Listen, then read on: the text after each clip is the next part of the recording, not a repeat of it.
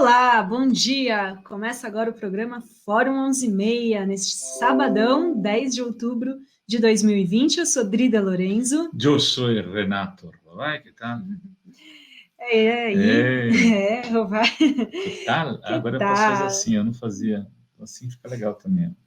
Pois é, e sabadão é dia de um bate-papo, entrevista, excepcionalmente, aos sábados o programa é gravado. É? E na semana passada a gente falou sobre saúde, pandemia, e hoje a gente vai falar sobre educação, exatamente. A gente vai conversar com a professora, pedagoga, escritora que está lançando um livro de literatura e crianças, Elaine Vidal. Vou chamar aqui na nossa jangadinha a professora universitária, né? Elaine Vidal. Tudo bem, Elaine? Tudo bem, gente? Obrigada pelo convite. Adoro o Fórum 11h30. Uma honra estar aqui. A honra é nossa. E vamos começar falando do livro, né? Um livro que... Será? Vamos deixar o livro para mais para frente, tá bom, assim, porque aí espera as pessoas irem chegando aos poucos, tal. A gente deixa para falar do livro daqui a pouquinho. Eu queria perguntar para a Elaine agora o seguinte: as aulas estão voltando em muitas cidades, Elaine, em muitas cidades. E inclusive na cidade onde você se encontra. Eu queria saber quais são os riscos disso, o que um pai tem que saber para tomar a decisão de levantar ou não seu filho, o que ele tem que pesar na balancinha. Porque a Adri tem até notícias da pesquisa Fórum, ela pode ler aqui o resultado. Já houve uma diminuição daqueles que eram contrários, totalmente contrários à volta às aulas. Lê isso daí. Sim, eu vou... a gente teve na 5ª edição da Pesquisa Fórum, que foi realizada em agosto, e a pergunta se a pessoa era contra ou a favor da volta às aulas presenciais, 72,1% disseram que eram contra, e 27,9% a favor.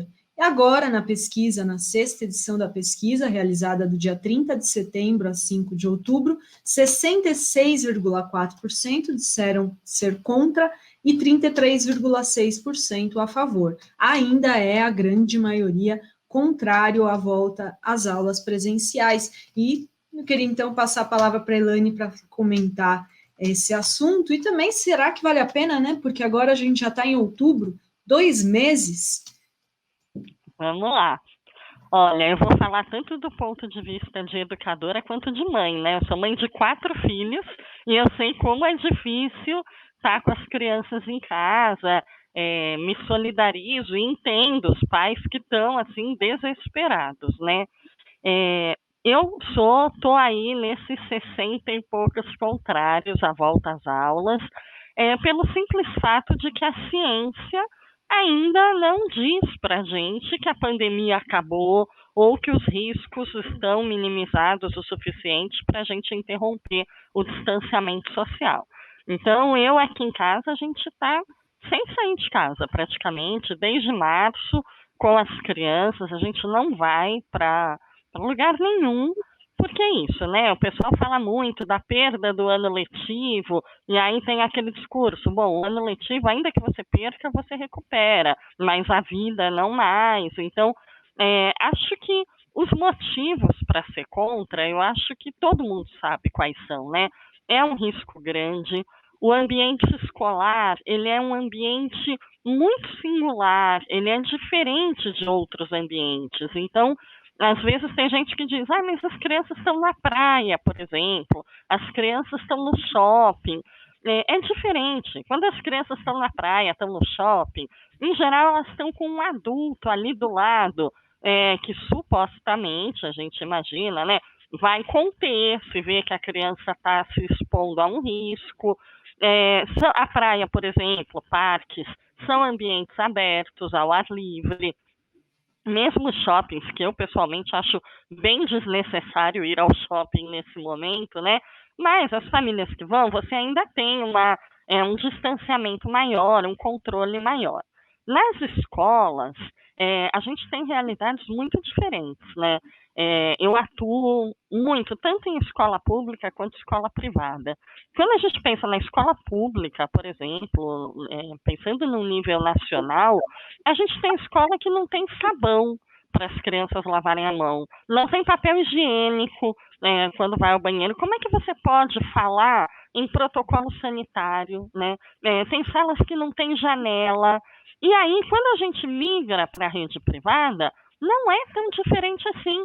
Você tem escolas com ar-condicionado central também, não tem janela, porque está todo mundo ali no ar-condicionado. Enfim, você tem escolas com salas muito pequenas, porque essa coisa do lucro desenfreado, né, que marca aí a nossa sociedade capitalista, as escolas vão colocando cada vez mais aluno, tem gente matriculando, vai pondo crianças apertadas ali na sala. Então, tem esse monte de riscos. Agora, quem se coloca a favor costuma usar alguns argumentos que eu acho válido lembrar para a gente responder. Um dos argumentos é esse: as crianças estão em todo lugar, por que na escola não podem estar? Então, acho que isso se justifica pela característica do ambiente escolar.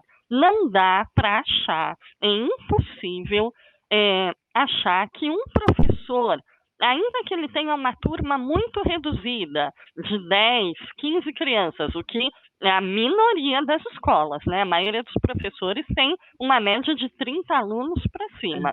Mas se a gente pensar ainda naqueles que têm uma turma reduzida, um adulto não vai conseguir assegurar que 10, 15 crianças não se toquem, não troquem a máscara com o amigo, porque a sua é mais bonita, deixa eu experimentar a sua, você experimenta a minha, que a criança não vai brincar. É impossível, vai acontecer. Assim como, por exemplo, nunca nenhuma escola pode garantir para uma família: olha, deixa o seu filho vir para a escola e ele nunca vai se machucar aqui dentro. Não existe, porque a criança vai brincar, ela vai correr, ela vai pular. A gente vai fazer todo o possível para que a criança não se machuque? Vai, mas isso vai acontecer, é fatal. O que leva a pessoa a achar que a escola pode garantir esse distanciamento social? Não pode. E a escola que disser: não, eu garanto, ninguém vai se contaminar aqui dentro, está mentindo, ou na ingenuidade, ou na má fé, mas está mentindo, não tem como. As pessoas também alegam muito a questão da aprendizagem, né? Que a aprendizagem está prejudicada. Ela está mesmo, eu concordo. Acho que a pandemia trouxe grandes prejuízos à aprendizagem. Mas é uma pandemia, gente. Da onde as pessoas tiraram que uma pandemia... que uma pandemia não vai trazer perdas. Vai trazer perdas em todas as áreas. E a educação não é diferente. Então, como você bem falou, Dri, faltam 2 meses. Para que expor esse risco, né? Vamos terminar no remoto, no online. Eu sei que tem inúmeras famílias que não têm acesso à escola, e aí é um prejuízo enorme para as crianças, sim, mas elas já tiveram prejuízo até agora. E não é ir para a escola 2, 3 horas, de 2 a 3 vezes por semana, que vai mudar essa situação. Então, para quê? Para que se expor ao risco? Não vale, né? Quando você pesa ali risco-benefício. Com certeza. E assim, a gente percebe que a maioria dos pais que querem que volte são justamente das crianças, né? Dos alunos mais novos, né? Porque não tem a autonomia para fazer os estudos sozinhos no celular, no computador. E outra coisa também, que a maioria é de escola particular, porque as escolas públicas, na maioria pelo menos já disseram que não, em algumas localidades, né, que não vão retornar agora em 2020, né? É uma pressão diferente nesse sentido das escolas particulares e de pais de crianças mais novas. Olha, total, porque a gente tem a escola particular, e eu falo de um lugar, eu atuei anos em excelentes escolas particulares, mas assim, por melhor que a escola seja, por melhor intencionada que ela seja, ela é uma empresa, ela é um negócio que visa lucro e que teve um baita prejuízo aí, com crianças que saíram da escola, crianças que migraram para rede pública, porque os pais tiveram impacto na renda, tudo isso. Então, é claro que as escolas querem voltar, porque elas querem garantir a sobrevivência do seu negócio, o que é legítimo, o que é válido, né? Quando a gente fala em manter uma escola particular funcionando, você mantém aquele projeto político-pedagógico vivo, você mantém o emprego dos profissionais que estão lá. Então, é válido. Quando a gente se posiciona contra a volta às aulas, de forma alguma a gente está se posicionando contra as escolas particulares. Mas é assim, agora é a hora da pandemia. Então, é a hora da gente ter ações sociais e buscar outras saídas, né? Então, desde o que é uma ilusão da ilusão, né? Mas é a hora do empresário reduzir a sua margem de lucro, né? Quando que ele vai fazer isso espontaneamente? Não vai. Mas, se os pais baterem o pé, não volta, a pessoa fica ali. E, claro, teria que ter um apoio, uma iniciativa governamental aí para amparar principalmente as pequenas e médias escolas, né? Que a gente sabe que não existe no desgoverno que a gente vive, né? Elaine, tem uma boa parcela, tem duas pontas nessa história da pandemia que me parecem que provocam mais calor no debate aí, né? As crianças muito novas que estão no início da alfabetização, então os pais como nós aqui ficam meio desesperados porque é exatamente o primeiro ano, o ano da alfabetização. Uma criança que não sabe nem ler vai ter que entrar no computador para poder fazer uma aula virtual, enfim. Aí umas já começam a ler e outras não, dá aquela angústia. E a segunda é aquele garoto que está prestando o vestibular, que está perdendo esse terceiro ano, eu imagino, deve ser uma outra ponta bastante angustiante, né, de se estar. Quer dizer, esse ainda, se está na classe média, ele pode fazer a aula remota mais qualificada, ele pode estudar sozinho. Se ele está numa escola boa, provavelmente as escolas estão fazendo de tudo para que ele chegue melhor que os outros, é comparativo, né? Você não vai disputar com alguém que fez um ano melhor que você, você vai disputar com alguém que está fazendo um ano nas mesmas condições que você para entrar nas melhores universidades, enfim. Mas como que você tem visto isso? Você, como educadora, como é que vocês estão discutindo esses dois pedaços da maçã aí, fazendo um pouco Fábio Juniorzando aqui? É isso mesmo. Dois pedaços da laranja? Da laranja, não sabe nada de Fábio Júnior. Muito de saudades de você. Aí, Fábio Júnior. Fábio Júnior. São duas pontas mesmo, vai. Você tem razão. E aí são dois casos muito diferentes e eles têm tratamentos diferentes, né? Então, pensando em falar nas crianças pequenas, é consenso na área de educação e eu tenho lidado com muitas redes estaduais, municipais e com muitas escolas particulares, né? Eu tenho atuado no âmbito nacional. É consenso que as escolas vão ter que readequar o seu currículo. Todo educador sabe disso. Então, a criança que está lá no primeiro ano, mas ela vai passar para o segundo ano, ela não vai dar conta dos conteúdos de um segundo ano. Gente, o segundo ano 2021 não vai ser o segundo ano 2020, 2019, é claro que não. A gente já sabe que o currículo de 2021, 2022 e talvez até 2023, ele vai ter que ser realinhado. As escolas estão cientes disso. Então, quando vocês me falam aí da angústia, né? É angústia, meu filho está lá, o outro começou a ler, o meu ainda não, que é uma angústia que os pais vivem muito. Essa angústia não é exclusiva da pandemia, né? Eu, durante anos, fui alfabetizadora, dava aula em turmas de alfabetização, depois, durante anos, fui coordenadora e não passava um ano sem eu receber alguns pais com essa angústia. Olha, ele ainda não começou a ler, o outro começou, tem algum problema com ele e tal. E a gente sempre fala, vamos respeitar o ritmo da criança. Eu brinco e eu falo assim, gente, é que nem andar. Se eu tenho um bebê lá de 1 ano que ainda não anda, eu estou até tranquila. Bom, ele tem 1 ano, daqui a pouquinho ele começa. Mas se eu vejo o filho da vizinha com 10 meses passar na minha frente correndo, pronto. Não é possível. 10 meses está andando, o meu está aqui. E, gente, a hora que começa a andar, quando você olha aquelas crianças com 4, 5 anos correndo, nada nelas te diz quem começou a andar primeiro ou quem começou a andar depois. Não tem uma diferença. A leitura e a escrita é a mesma coisa. Tem criança que se alfabetiza com 5 anos, com 6, com 7. Se a criança ela está num ambiente letrado, se ela tem um estímulo, se ela tem a oportunidade de conviver com a leitura e a escrita, ela vai aprender, calma, né? Não é que ela vai aprender sozinha, mas a escola vai fazer o seu trabalho, então não justifica, né? Os pais que estão nessa ponta, eu queria dizer muito para quem tem criança pequena em casa, não se angustie, confie na escola. Seja a escola que for, não tem uma escola nesse país, eu diria no mundo, que não vá realinhar o seu currículo para os próximos anos, né? Isso acontece, é assim mesmo. Na outra ponta, e aí o que eu digo é assim, também não vamos sobrecarregar as crianças, né?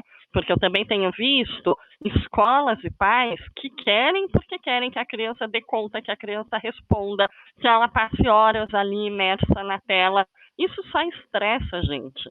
O mais importante agora é todo mundo sobreviver, né? É todo mundo num país que ainda tem o índice de mortes diárias que nós temos, o fato de estarmos vivos, estarmos bem, já é algo a ser celebrado. A gente corre atrás da aprendizagem depois, não precisa massacrar a criança, não precisa cobrar excessivamente, vamos viver, é importante.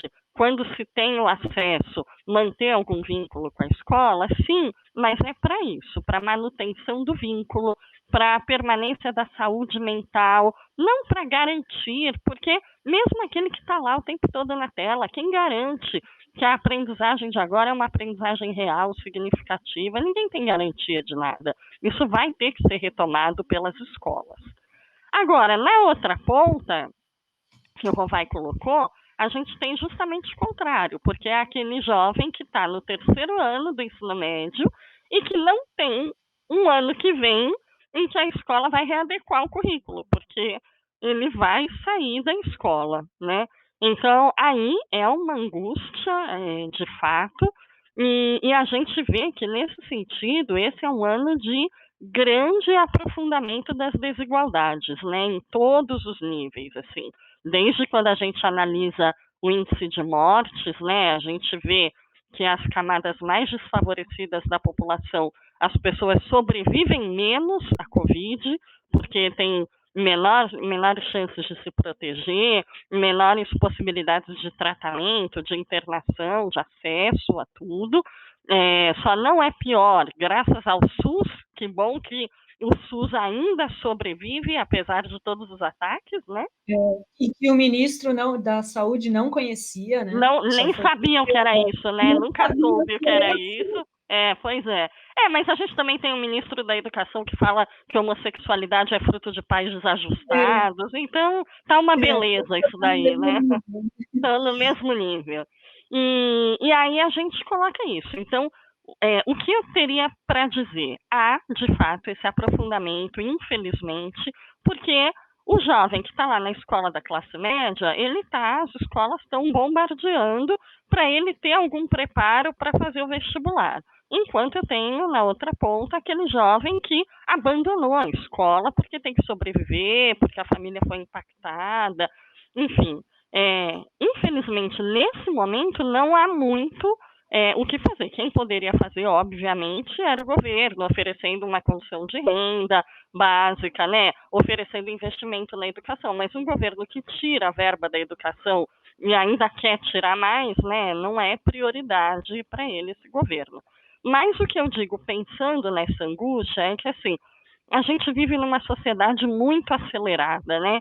E aí, principalmente com as crianças, com os jovens. Então, essa obrigatoriedade de sair do 3º ano e ter que entrar na universidade, quem falou, né, que precisa ser assim? Quantas vezes, às vezes, você ter uma ruptura aí, passar 1 ou 2 anos fora, ganhando experiência de vida, muita gente faz isso e às vezes consegue fazer um curso superior até melhor. Então, o que eu tenho é isso, para dizer isso. Vamos sobreviver na pandemia e, se for o caso, adiar um pouquinho mais esse ingresso na universidade. Agora, tinha alguns projetos de lei, né, principalmente, até acho que a Damares, né, era a favor de homeschooling, né, tem tramitação na Câmara dos Deputados. Esse projeto, esse tipo de ideia caiu por terra, né, porque quem agora... Eu espero que sim. Eu também espero, eu não teria tanta certeza quanto a Adri. Não dá. A gente nunca sabe o que esperar, né? Mas eu digo, Drinha, eu costumo brincar que se houve algum efeito colateral positivo aí dessa loucura toda e dessa tragédia que é a pandemia, é esse, né? A gente tinha grandes defensores do homeschooling no Brasil, e eu acho que essa defesa do homeschooling, ela vem pautada numa ideia de que basta eu dominar um conhecimento para ensiná-lo. As pessoas, em geral, têm essa ideia. Eu sei fazer isso, então eu posso ensinar. E aí, o que acontece? Os conteúdos das crianças pequenas, eu sei fazer, eu sei ler, eu sei escrever, então eu sou capaz de ensinar, né? Só que você dominar um conhecimento é uma coisa, você ser capaz de ensiná-lo é outra. A didática, ela é um campo de conhecimento específico, ela exige investimento, né? Eu que atuo principalmente ali na alfabetização, a gente sabe, os bons alfabetizadores, quantos anos de investimento tem na própria formação para conseguir olhar para a escrita de uma criança que ainda não está alfabetizada e saber como que ela está pensando, entender qual a pergunta certa para fazer, para colocar em jogo aquilo que a criança pensa, qual a melhor proposta para fazer aquela criança avançar.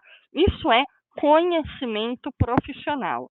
E eu acho que isso ficou evidente na pandemia, porque todos os pais com quem eu convivo e ouço, às vezes recebo recados, tal, por redes sociais, de pais que vêm me pedir ajuda, todos que não são professores falam, tô desesperado, como é que eu ensino? Ele não entende e tal, e o pessoal brinca, né? Há um tempo atrás até circulou pelo Instagram, Facebook, um meme que falava assim, eu já posso ganhar diploma de pedagogia depois dessa pandemia, né? E eu digo, não, você não pode, porque você não é um profissional da área. Então, eu acho que isso evidenciou para as pessoas de que é um conhecimento profissional, a educação precisa de alguém que tenha estudado para aquilo, que tenha sensibilidade, que tenha competência técnica, e o homeschooling não cabe, né? E ele já não cabia por N motivos, entre eles o fato da escola também ser a instituição social que muitas vezes preserva a integridade das crianças. Eu já perdi a conta de quantos pais eu já denunciei para conselho tutelar, tenho que confessar aqui, porque a gente recebe na escola, e isso independente de rede pública ou privada, tá? Criança vítima de abuso, de negligência, de violência doméstica, e se essa criança não está indo para a escola, ela não tem ninguém para olhar por ela, ela fica muito mais vulnerável. Então, homeschooling é outra proposta descabida. Tá fechado seu microfone, Adri, não tô te ouvindo. Desculpa.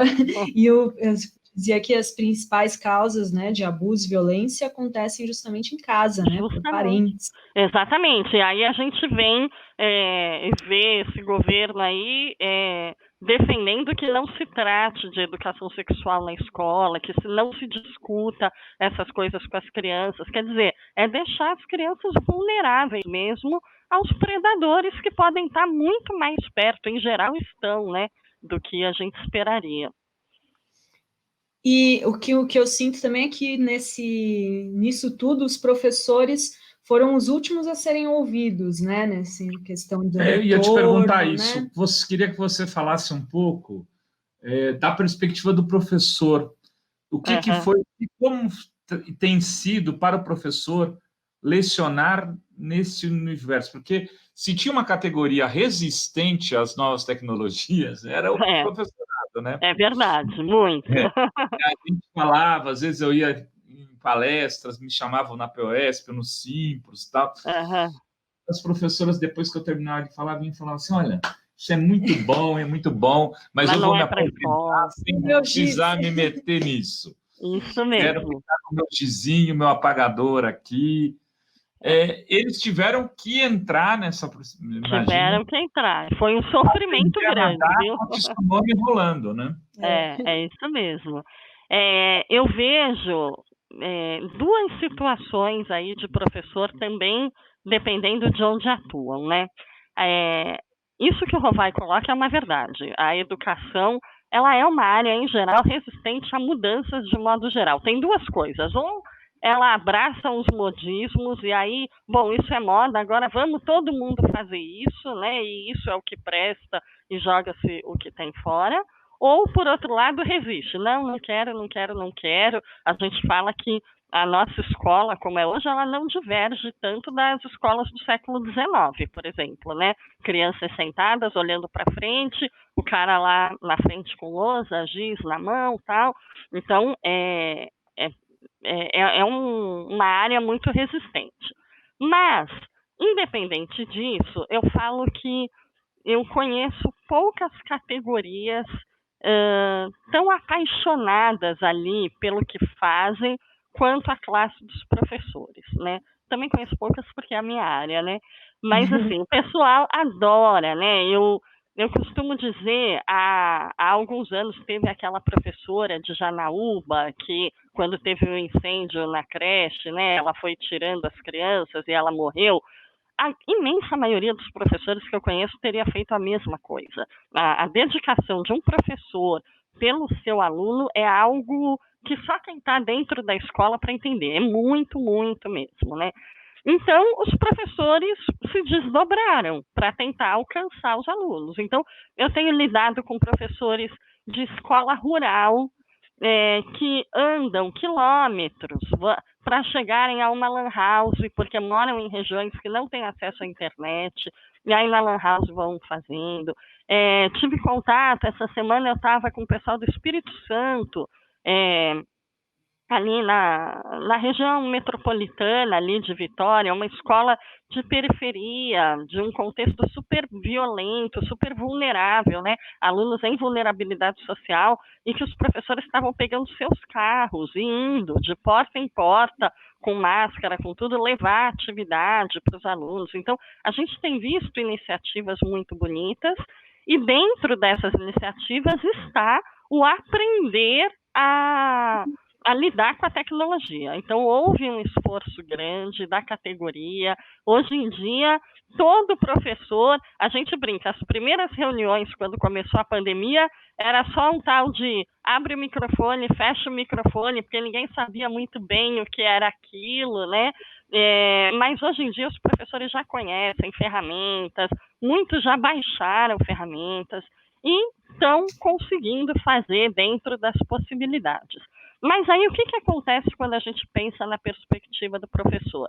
De novo, esse professor está sendo julgado, né? Então, assim, julgado e condenado, que é uma coisa que sempre é o que acontece, né?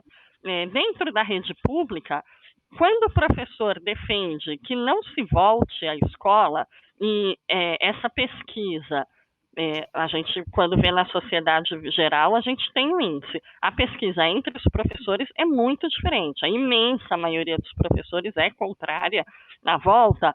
Há quem diga que o professor não quer voltar porque não quer trabalhar, né? Eu escuto muito isso e eu fico indignada, porque os professores estão trabalhando muito mais, muito mais. Os professores abriram suas casas, seus equipamentos, disponibilizaram a sua internet, foram aprender coisas que não sabiam, abriram seu WhatsApp. Então, assim, eu e tantos colegas, né, que eu vejo por aí no Brasil todo, é respondendo mensagem de aluno, de família, o dia inteiro, é abrindo, conecta, desconecta, é pensar naquele que não tem acesso, é aula síncrona, agora vamos pensar na avaliação, como é que eu avalio para garantir, é o contato com as famílias, enfim, o professor está trabalhando muito, muito, muito a mais. Mas as pessoas dizem que ele não quer voltar porque ele não quer trabalhar. E isso é um absurdo, né? E na outra ponta, escolas particulares, a imensa maioria, reduziu o salário dos professores, usando a prerrogativa governamental de que eu posso reduzir carga horária durante a pandemia, só que você não tem como reduzir carga horária do professor. Porque o professor vai atender o aluno. Se um aluno procurar, o professor não vai falar, não vou falar contigo porque eu estou com carga horária reduzida. Então, os professores estão trabalhando mais, ganhando menos, e eles lutam pelo não retorno porque conhecem a realidade escolar. Eles conhecem, né? Eu falo, outro dia uma amiga minha escreveu um artigo muito bom, que ela falou, nunca nos recuperamos do Amigos da Escola. E aí, lembra quando a Globo fez lá atrás a campanha Amigos da Escola? E aí falava, se você tem uma escola pública perto da sua casa, entra lá, ajuda, colabora. Ninguém imagina alguém fazendo Amigos do Hospital, por exemplo. Entra lá no hospital, ajuda, colabora. Ou Amigos do Fórum. Não, eu não sou profissional dessa área, eu não vou entrar. Mas na escola todo mundo acha que pode entrar, que pode falar, né? Então, os professores não têm voz. Quando a gente vê as discussões sobre retorno, a gente ouve pai, a gente ouve dono de escola privada, a gente ouve secretário de educação, mas muito dificilmente a gente ouve um professor falando. Com certeza. Elaine, agora vamos falar do livro. Esquentamos agora para o livro. Vamos lá. Tem aqui a capa, literatura e crianças, que legal. Um encontro necessário, da editora Pluralidade Singular. Então, conta pra gente o que... Conta pra gente, falam de compra, explica como a gente tem que fazer para já dar as dicas do livro. Pode deixar. Vou começar falando da editora. A editora é uma editora independente aqui de Santos, mantida por um pessoal muito bacana aqui, amigos próximos. É uma editora nova que tem começado aí no mercado e que é uma editora que acredita na diversidade, o nome dela já traduz, né? É uma editora que valoriza a pluralidade, respeitando a singularidade de cada um. Então, eu tive a honra de ser convidada para escrever o primeiro livro da editora. Eles estão com outros lançamentos aí saindo, mas esse meu foi o primeiro. E ele está à venda lá no site da editora, que é www.pluralidadesingular.com.br. E aí, o que é esse livro, né? Eu falei para vocês que eu sou educadora e sou mãe de 4 filhos. Então, o livro ele é escrito dessa forma. O título dele já diz o que ele é, né? Então, ele fala da necessidade das crianças conviverem com a literatura.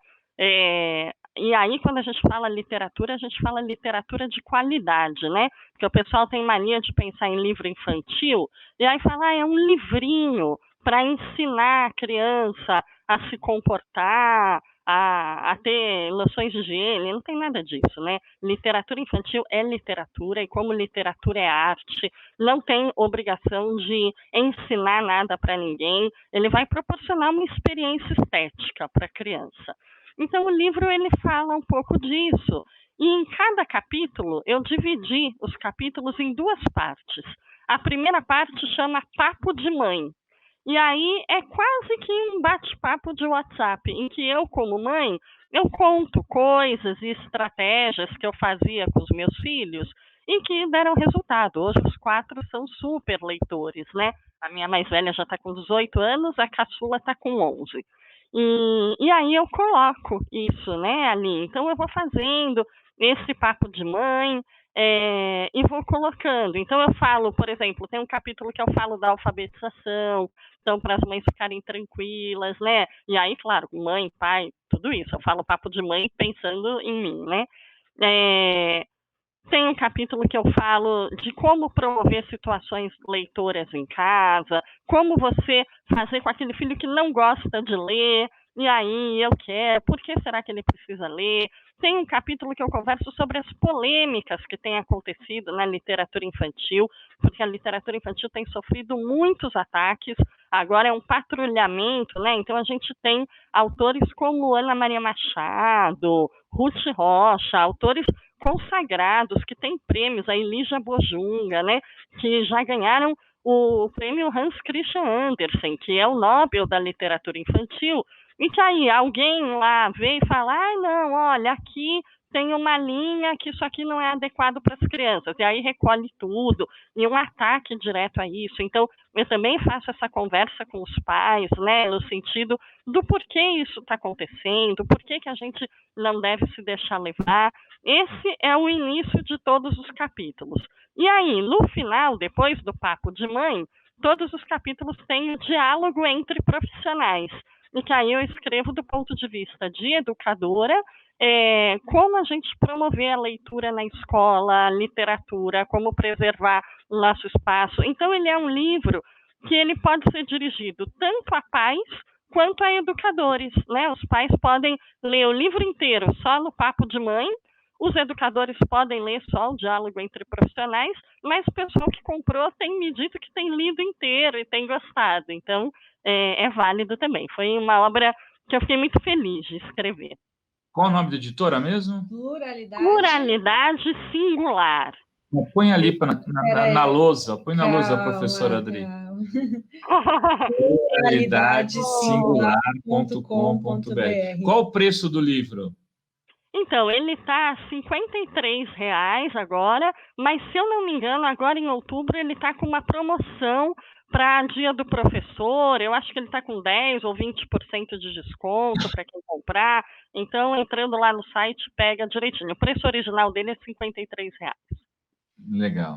E assim, é muito difícil hoje, porque as crianças elas têm o celular, né? O celular como para competir ali com a literatura, né? Como lidar com isso? Tem até alguns aplicativos, tem o do Itaú, que eles fizeram os livros animados, então você consegue ver ali no celular, né? Mas como lidar com esse desafio, né? Não, vamos ler um livro agora, vamos... Né? É um desafio mesmo, Dri, é verdade, a criança tem a expectativa, né? Essa coisa imediatista, é tudo muito rápido, né? A gente tem um bebê aí com 1 ano e pouco, já às vezes pega o livro e vai com o dedinho, né? Tentando deslizar a tela, é uma realidade. Mas eu costumo dizer, no livro eu falo sobre isso também, que a gente diz que tem um triângulo amoroso da literatura infantil. Triângulo amoroso é o livro, a criança e um adulto. Se você der na mão de uma criança um livro, ou um celular, ou um tablet, a concorrência é desleal. O livro vai ficar jogado ali no canto. Agora, no momento em que o adulto entra, não tem tecnologia que substitua pai, mãe, vovó, o adulto por quem a criança tem ali o seu afeto, né? No momento que o adulto chama, cria uma situação afetiva, olha, vamos contar uma história, vamos conversar, e ele vai lendo, vai mostrando, a criança se interessa, não é pelo objeto livro em si, mas é pelo tempo disponível que aquela pessoa, aquele adulto está disponibilizando para ela. E aí, esse é o melhor caminho para a gente incentivar a leitura. E eu também falo muito assim, a gente tem que olhar como é que está a leitura para nós, né? Porque a gente vê, é muito comum, quando a gente sai na rua, a criança começa a fazer birra, começa a fazer qualquer coisa, vira o pai, a mãe, tira o celular e dá na mão da criança para ela se distrair. Quem é que carrega um livro de literatura infantil e tira e dá nessa hora? Para você se distrair, né? Em que situações a criança tem a oportunidade de entrar no lugar e ver adultos conversando sobre literatura, indicando um livro para o outro, não é uma realidade, né, aqui social nossa. Então, também a gente tem que pensar desse ponto de vista. O brasileiro lê muito pouco, né? Não, o índice de leitura do Brasil, comparado com alguns países, chega a ser vergonhoso. E o período em que o brasileiro mais lê, tem um monte de pesquisa que indica isso, é o período que ele está na escola. Tem um monte de gente que lê durante a escolaridade obrigatória e depois não lê mais, né? Então, a escola ainda é mal ali, mas é a instituição que ainda promove um pouco dessa leitura. Agora, Elaine, tem alguma coisa que a gente vai poder tirar de positivo dessa pandemia na área de educação? Olha, eu acho que o que a gente conversou da tecnologia é positivo, né? Então, quebraram-se as resistências, os professores se apropriaram de saberes que eles não tinham. E aí, quando eu falo desses saberes, eu falo tanto do ponto de vista tecnológico, de aprender a operar uma ferramenta, de aprender que o ensino à distância tem várias desvantagens, mas tem vantagens também, a questão de saber trabalhar, né? Mas também ele trouxe outras reflexões ali para os educadores, né? Então, por exemplo, outro dia eu participava de uma discussão sobre avaliação. E aí o que eu dizia para os professores era, porque eles estavam, como é que meu aluno vai fazer prova? Eu não tenho como olhar se ele tiver com as respostas da prova ali do lado, fora do alcance da câmera, eu não vou ver. E aí eu respondia, então a sua prova é que já não estava avaliando nada, porque uma prova que só verifica a memória, mas que não coloca o sujeito para pensar, para aplicar o conhecimento, para resolver problemas, não é uma boa prova. E aí eu acho que os professores, aos poucos, estão se dando conta disso. Eu acho que a pandemia deu uma acelerada num processo que era inevitável dentro da educação, mas que veio mais rápido, né? E, de alguma forma, eu acho que ela trouxe, me parece, mas aí é bem a impressão, né, pessoal, ela trouxe uma união maior ali da categoria, né? Eu tenho visto muitos professores que achavam que, sei lá, defendiam esse governo que a gente tem, achavam que a coisa não era tão ruim, e aí foram percebendo, as fichas foram caindo aí, né? Então, eu acho que uma maior conscientização da classe dos professores, acho que também aconteceu. Muito bom. Muito bom. Eu queria divulgar de novo, então, Literatura e Crianças, um encontro necessário, da editora Pluralidade Singular, que está aqui também na tela, para vocês. Obrigada. Professora Elaine Vidal, já ouviu falar dela? Elaine Vidal, uma professora. E é muito importante, né, a gente já desenvolver, né, tentar pelo menos levar as crianças, né, ao hábito da leitura. E defender o direito delas, né, Dri? Eu falo muito no livro, assim, o Antônio Cândido, ele coloca a literatura como um dos direitos humanos, né? O direito à fabulação, a tudo isso. No momento que a gente nega a literatura para a criança, ou que a gente gera um patrulhamento, a criança só tem que ler, como, por exemplo, esse programa aí do governo, né? Esse Conta Pra Mim, que modificou todos os contos de fada. Então, agora, na Chapeuzinho Vermelho, o caçador, ele não abre a barriga do lobo, o lobo tropeça, e aí a vovozinha sai, né? No João e Maria, não é a madrasta que deixou as crianças lá no meio da floresta, é a mãe boa que ensinou, e as crianças que erraram. É uma coisa de tirar toda a riqueza da literatura infantil. No momento que você faz isso, você está negando um direito humano a essa criança. Com certeza. Concordo pelo direito muito com você. A literatura para todos, conforme, né, o Cândido tem. Deem livros, né, para os seus filhos. Na verdade, deem livros para os amigos dos seus filhos. Exatamente. Para os seus sobrinhos, ou seja, vai lá, usem, comprem nas livrarias de rua, se possível, para poder garantir que esse livreiro que está ali trabalhando na labuta de fazer disputando com o McDonald's o espaço da calçada, que ele possa sobreviver e você possa ir lá e se divertir olhando os livros nas gôndolas, enfim, que é um prazer também, né? Eu, quando viajo, muitas vezes fico perdendo... As pessoas que perdem maior tempo em livraria, eu falo, eu ganho maior tempo. Eu também, eu adoro conhecer as livrarias e retomar também as bibliotecas, né? Levar as crianças às bibliotecas. A criança tem que ter a carteirinha da biblioteca, se ela tem uma biblioteca perto de casa. Ela é um aprendizado social, ir lá, retirar um livro, devolver, essa questão da coletividade, dessa leitura compartilhada socialmente também, é um aprendizado que vai muito além do aprendizado da leitura, né? Tem outras coisas envolvidas. Muito bom. Elaine, muito obrigada, foi muito bom, muito legal o nosso papo. Muito bom. Eu adorei muito estar aqui e agradeço muito, muito, muito. Sou super fã, desde o tempo que eu era assinante da Fórum lá atrás e até hoje em dia acompanhando aí o Fórum 11:30. Sou muito fã do trabalho de vocês. Muito obrigada. Volte mais, volte mais. Também, a gente vai te chamar. E nós também somos fãs aí do trabalho Só da combinar. Beijo. Beijão, querida. Tudo de bom. Beijo, gente.